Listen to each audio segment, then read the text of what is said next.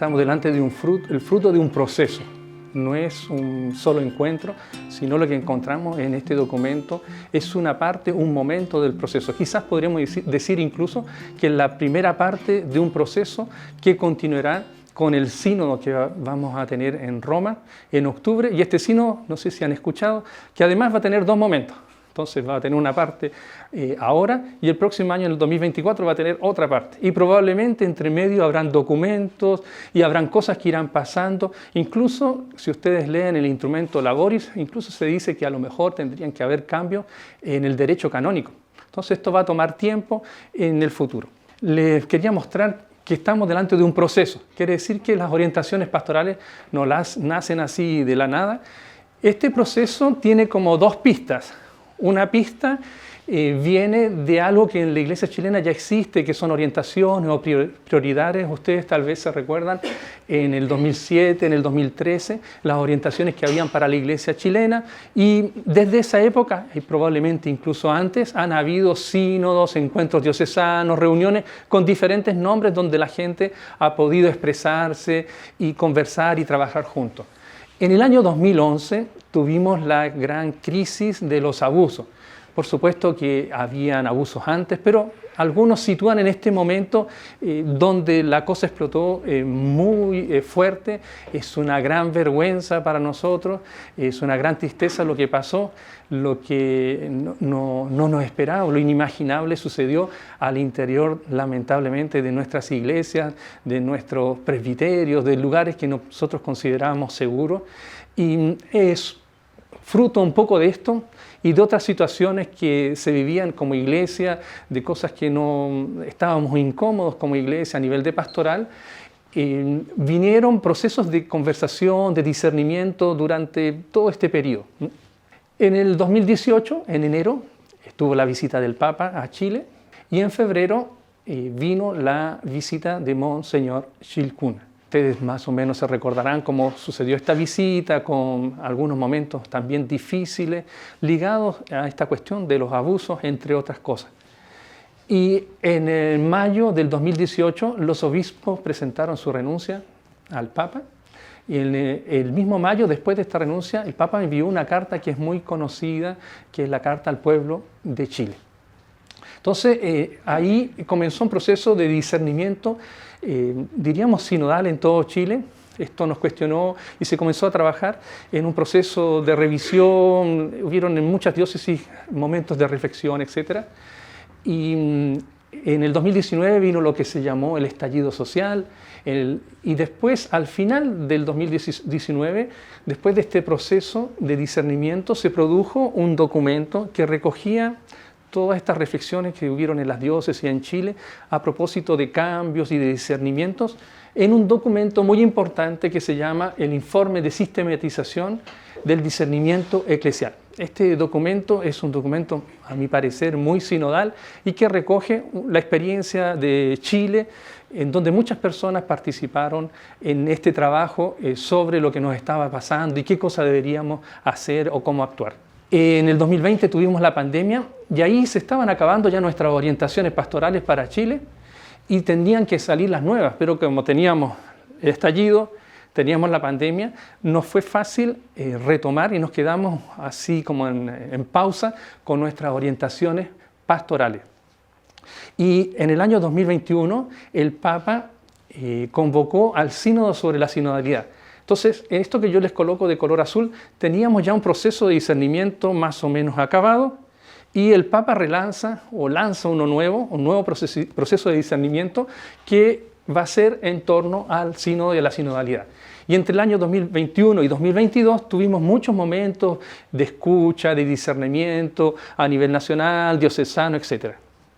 Entonces, como que se repitió un poco, algunos tuvieron la impresión de que se repetían algunas preguntas, como que habían dos cosas, algunos decían, pero ya no habíamos hablado de esto y volvemos a hablar. Había muchas similitudes y de hecho cuando uno mira después los resultados se da cuenta que hay una convergencia en lo que se dijo ya en el 2019 y en lo que va a salir al informe final del 2022, el informe de síntesis que se envió a Roma. También en el 2022 tuvimos la tercera asamblea. Esto es antes del informe de síntesis, por supuesto, si se recuerdan. Y a fines del 2022 se comenzó la redacción de lo que serían las orientaciones pastorales que fueron publicadas muy recientemente. El esquema más conocido es este, de estos dos últimos años, los que tenía y que yo les había presentado con un color más ladrillo anteriormente. Ahora, aquí de todo esto nosotros pudimos sacar un diagnóstico bastante claro de lo que pasaba en Chile. Quizás uno podría cuestionar un poco los métodos, hay algunas informaciones que venían de juegos, uno podría decir tal vez no toda la gente participó, pero sinceramente hubo un esfuerzo de que muchos participaran de manera más lúdica, de manera más científica, si quieren, o académica. Y cuando uno triangula, si quieren, cuando uno compara las informaciones que tenemos de todos estos procesos en muchas diócesis, este último periodo yo he estado, por ejemplo, mirando las orientaciones o prioridades o énfasis pastorales, como ustedes quieran llamarlo, de las diócesis, uno ve que hay mucha convergencia. Entonces, al final, cuando uno decanta todo esto, uno dice, pero estamos siempre diciendo las mismas cosas.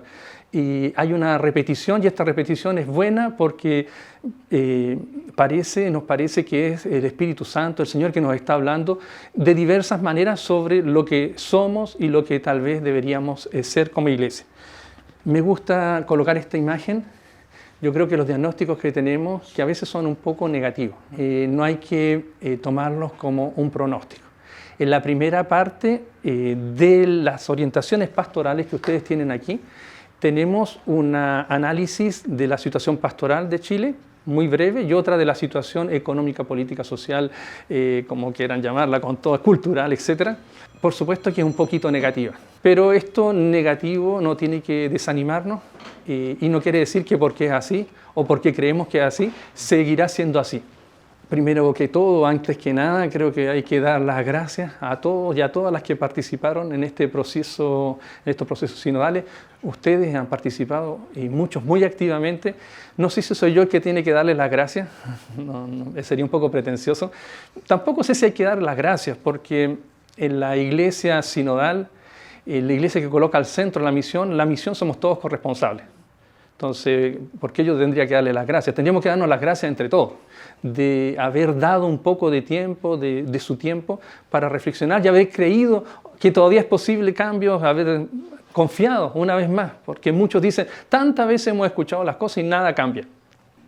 Y parece que algo está cambiando, pero tuvimos que apostar y tener fe y creer. El documento que les estoy presentando es el fruto de ese proceso y hay una comisión que se colocó a hacer un borrador, si podríamos decir un documento mártir, como se suele llamar. Este documento fue trabajado como en cebollita, si quieren, por la COP, por la Conferencia Episcopal, por los obispos, por el Comité Permanente, y hubo idas y vueltas, y el fruto que ustedes tienen aquí es el fruto de ese trabajo. Hay un texto inspirador, que es el texto de Lucas 24, 13, 35, que es muy bonito, y que nos acompaña a lo largo de estas orientaciones. Este texto, solamente darle algunas pistas que tal vez nos pueden acompañar, no voy a tratar de ser una homilía, pero es un texto muy bonito que hemos escuchado muchas veces. A mí me gusta mucho porque habla de un desencanto, de algo que esperábamos y que no sucedió, de un fracaso, y quizás hemos vivido esto como iglesia chilena, o como creyentes a veces nos sentimos desanimados por lo que pasa en nuestro país, tal vez por las cuestiones políticas, por las cuestiones eclesiales, y que esto nos impide de reconocer al Señor en lo que nos está pasando. Y estas ilusiones que teníamos y los miedos aparecen en el texto que hoy día hemos visto. Y Emaús representa la vida de antes, como volver a lo que éramos antes, a lo que nos da un poco más de seguridad. Es como deshacer el hecho de ser apóstol, el como desanimarse, decir, pucha, ya no vale la pena seguir peleando. Y los procesos sinodales nos como reencantaron de nuevo, y Jerusalén representa el lugar del misterio pascual, de la muerte, resurrección, representa también el lugar de la Pentecostés, de la comunidad apostólica, de nutrirse de los acontecimientos fundantes de la Iglesia, en el fondo de reencantarse con la vida de fe. Y esto es lindo porque Jesús como que se impone en cierta manera en nuestro camino. Es creer que Él está caminando y que a veces a lo mejor no lo reconocemos. Y es lindo porque Él está afuera, no está solo en Jerusalén, está afuera en Jerusalén. Es lo que se habla un poco de la imagen de la iglesia en salida, y que Dios camina con nosotros, y sucede algo extraño porque no lo reconocen, pero a la vez estos hombres no han perdido la humanidad porque le dicen quédate con nosotros, sin reconocer, ¿no? Pareciera como que dicen no es seguro que tú sigas caminando de noche, solo. Han perdido tal vez el encanto religioso, pero no han perdido la humanidad. Y en este acogerlo, en este acto de libertad, decir quédate con nosotros, va a suceder lo inesperado, que lo van a poder reconocer, y lo reconocen en torno a una palabra y un pan que es compartido. Hay algo de la hospitalidad. Creo que es un concepto que podremos seguir trabajando en los próximos años. La hospitalidad es una manera de acoger al Señor. Lo vimos también en las lecturas de ayer. No sé si ustedes pudieron participar en la Eucaristía de la Virgen del Carmen. Se habla también de hospitalidad, de cómo acoger al Señor también en la cruz, en lo que es doloroso en nuestras vidas, acoger eso. Ahí hay algo que pasa, un Dios que se hace presente en nuestras vidas. Después está, en fin, para terminar, no quiero ser demasiado largo con esto, y que valdría la pena de rezarlo mucho más. Uno de los discípulos tiene nombre, y es muy sugestivo. Uno dice, ¿por qué le dan nombre a uno y al otro no le dan nombre? Es quizás un recurso literario para decir que coloquemos nuestro nombre, y que en ese discípulo sin nombre estamos representados todos nosotros y nosotras, los que vendríamos en el futuro, los que estamos hoy día aquí en esta sala y los que verán este video. Volvamos un poco entonces de nuevo al contenido, aunque esto ya hacía parte del contenido, el texto que inspiran las orientaciones pastorales. Les contaba que hubieron estos 2 años de proceso, pero antes de este proceso de discernimiento hubieron otros procesos. ¿Se recuerdan que mencioné el del 2019 como un poco una conclusión de procesos de varios años? Ahora, en este documento ustedes encuentran un contexto eclesial y social, cultural, político, etcétera, para tratar de explicar cómo las orientaciones pastorales responden a un proceso, pero también a un contexto actual. Y estas son acompañadas con un marco inspirador que permiten tener algunas definiciones, algunos conceptos comunes, de manera que nos podamos entender, y que sinodalidad no significa cualquier cosa, para que nos podamos poner de acuerdo qué cosa es sinodalidad. Y después aparecen al interior de cada cada orientación, hay líneas de acción. Quiere decir que se trata de concretizar aún más cada orientación. Y el documento se expresa así. Entonces, como les decía anteriormente, el contexto, el marco inspirador, que tiene 5 puntos. Estos puntos son transversales al documento. La centralidad de Jesucristo, que también va a aparecer en una orientación, pero aquí se explica qué cosa se entiende por centralidad. La igualdad del pueblo de Dios como bautizados, el hecho de ser ungidos, etcétera, que permite entender la corresponsabilidad en la misión. Lo que se entiende por iglesia sinodal, iglesia en salida, y la coherencia en nuestro servicio y testimonio, que es lo que antiguamente se hablaba de la prevención de abusos. Ahora es una visión más larga, porque no hay solo abusos sexuales, hay otro tipo de abusos, y entonces en esta visión más larga se habla hoy en día de una cultura del cuidado. Las orientaciones son 4, de hecho para contarles un poco la anécdota, habíamos comenzado con 6, después pasamos a 8 y después volvimos a 4. Entonces fue todo un proceso para poder llegar a estas 4. No es siempre fácil poder llegar a una formulación. La primera habla de la centralidad de Jesucristo en nuestros procesos evangelizadores. Es todo lo que tiene que ver con catequesis, formación, el lugar de Jesucristo. Parece algo evidente, pero en los procesos sinodales nos dimos cuenta que a veces lo que es evidente no era tan evidente, y que la conversión, todo lo que vivimos como iglesia tiene que pasar por la persona de Jesucristo, colocándola al centro. Después tenemos una orientación que tiene relación con la las relaciones, me disculpan la redundancia, evangélicas, y la sinodalidad, nuestra manera de ser iglesia. Esto hace referencia a que seamos comunidades más acogentes, más acogedoras, que seamos comunidades en donde la diversidad tiene un lugar, donde nadie se siente excluido, tiene relación con el lugar de la mujer, etc. Todo este tipo de realidades tratan de ser acogidas al interior de esta orientación. Quiere decir que a veces muchas personas se han sentido poco acogidas, que nuestras comunidades no son lugares donde uno se encuentra a veces a gusto, y nos gustaría que se trabajara la relación entre las personas. Están también las relaciones con la autoridad, por supuesto. Pero no es solo una cuestión de relaciones con la autoridad, sino una relación entre todos los miembros de la comunidad cristiana.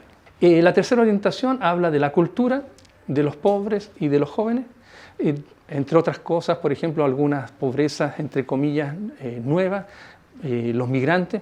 No todos los migrantes son pobres, pero tenemos una variedad, una gran cantidad de migrantes que viven en situaciones de mucha pobreza. Y otros tipos de pobreza que ustedes podrán ver cuando vayan leyendo.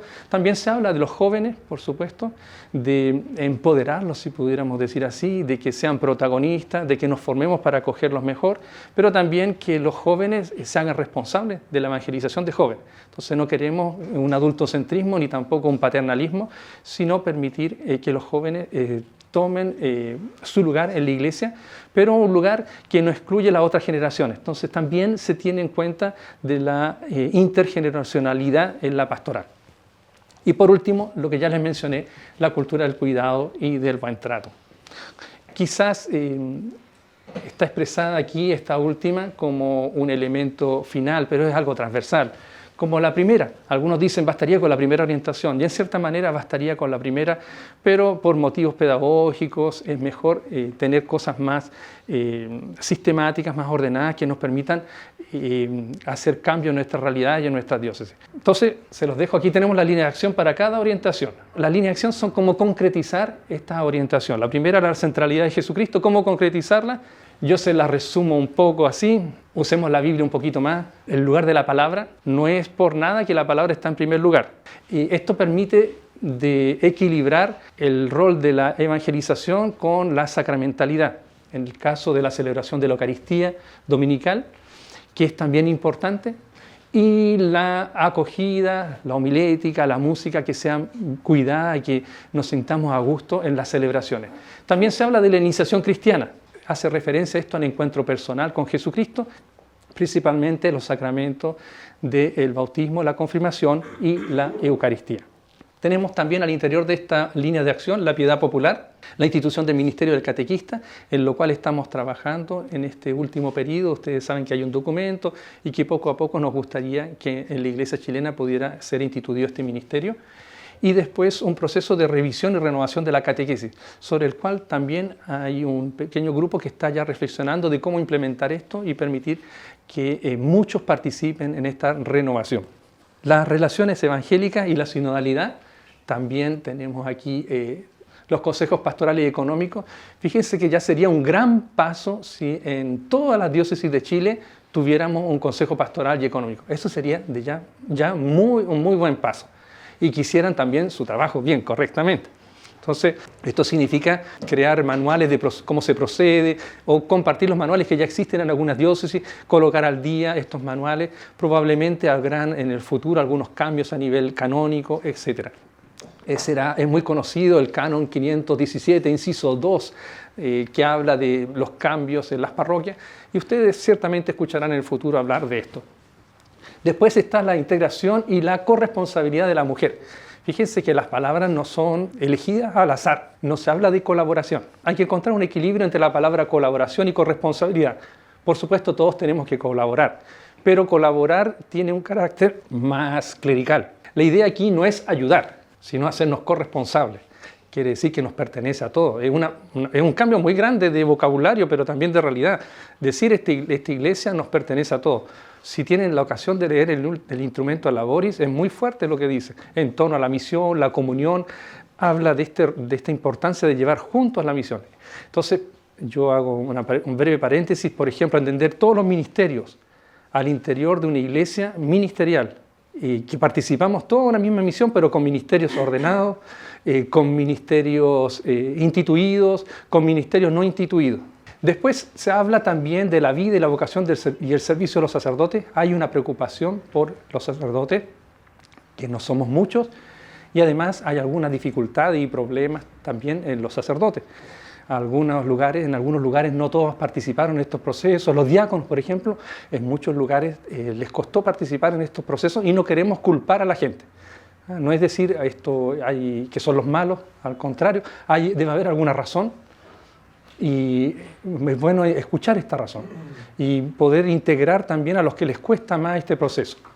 Y la visita pastoral del obispo a sus parroquias. Ojalá pudiéramos tener a nuestros obispos, puedan tener la disponibilidad de visitar regularmente sus parroquias. La tercera es el encuentro con la cultura, los pobres y los jóvenes. Aquí una vez más se habla de una iglesia que ocupe el espacio público, pero no quisiéramos ocuparlo como antiguamente. Es pensar una nueva manera de ocupar el espacio público.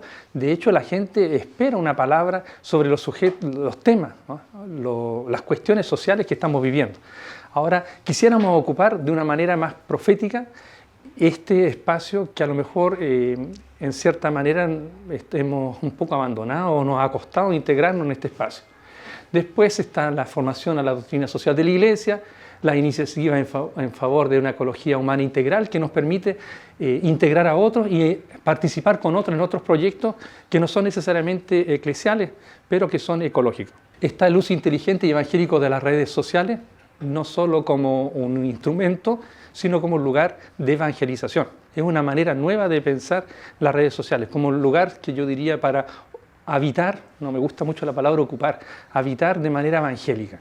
Y acercarnos a los jóvenes, pero como yo les decía, que ellos mismos sean protagonistas. Después capacitar a laicos y consagrados en el servicio de asesor pastoral, que puedan tener las competencias necesarias o perfeccionar las que ya tienen para el trabajo con jóvenes. Y la última, que sería la cultura del cuidado y buen trato. Estas cuatro son muy fundamentales, es potenciar el conocimiento del ICE, este documento. Deberíamos conocerlo. Es un documento que tiene una visión bien larga de lo que es una cultura del cuidado. La segunda sería la formación inicial y permanente de los ministros ordenados, de manera que también estén preparados a crear un ambiente que sea sano y a prevenir lo que podría ser cualquier tipo de abuso. El funcionamiento de la institucionalidad referida a la prevención. Hay una institucionalidad mínima, si puedo decir así, que debería existir en todas las diócesis, que nos gustaría que siga creciendo y que sea estable y que funcione, que no sea solamente algo teórico. ¿Qué quiero decir o qué quiere decir esto? Probablemente que cada persona sepa si hay algún tipo de abuso, a dónde dirigirse, que el procedimiento, la manera de funcionar sea clara, que haya un número de teléfono, por ejemplo, a quien llamar, que se sepa a quién hay que hablar y que no sea algo así desordenado y que sea claro para todos y todas cómo esto funciona. Y la última son las medidas de reparación sugeridas en el documento Hacia Caminos de Reparación, que también los invito y las invito a leer y a conocer. Bueno, ¿qué sigue? Yo diría que hay que profundizar estas líneas, hay que leerlas, ser corresponsables para que podamos aplicarlas. Me parece que es una oportunidad, es un momento de gracia para todos nosotros. Ciertamente no es fácil implementarla, pero cuando seamos viejitos podremos decir que nosotros hicimos parte de esta iglesia que vivió este momento de cambio. A mí me gusta mucho la imagen de la plancha de surf. Nosotros estamos en esa plancha de surf, estamos en la ola, en la cresta de la ola. A veces nos podemos caer, pero nos subimos de nuevo a la plancha y podremos contar que nosotros estuvimos con estas olas, que son olas a veces grandes, de 3, 4 metros, pero que estuvimos ahí haciendo parte de la historia. Y esto es maravilloso poder decir que una parte de nuestra vida la pasamos tratando de ayudar a la Iglesia a responder a la vocación, a lo que Jesucristo quiere de ella.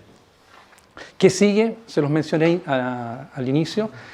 ¿Qué sigue? Sigue, por supuesto, el sínodo en octubre y seguirá. El sínodo se concibe como el segundo momento. Para los documentos ustedes van a ver que lo que vivimos es el primer momento de la sinodalidad y fue ya harto trabajo. Queda el segundo momento, que es el sínodo en 2 partes. Para nosotros lo que queda es la implementación de estas orientaciones pastorales, Por supuesto, algunos y algunas de ustedes tal vez van a estar incómodos con las orientaciones porque les gustaría que algunos tuvieran más, alguna idea estuviera más desarrollada, otros menos. Prioridad no quiere decir que hayan cosas que sean menos importantes, sino es una manera más organizada, más ordenada de poder avanzar en estos procesos. Bien, les agradezco el tiempo que dieron, les deseo que puedan implementarla, que puedan conocerla, leerla y que en estos años que van a venir ustedes probablemente van a ver cambios. Ojalá que así sea, van a haber cambios profundos. Los próximos años, con todo lo que va a pasar en el Vaticano, ciertamente van a haber cambios, cosas que van a suceder, también sucederán en nuestra iglesia, con el ritmo y con las posibilidades que tenemos a nivel de la Conferencia Episcopal y en la diversidad de diócesis donde cada uno y cada una de nosotros vive su fe.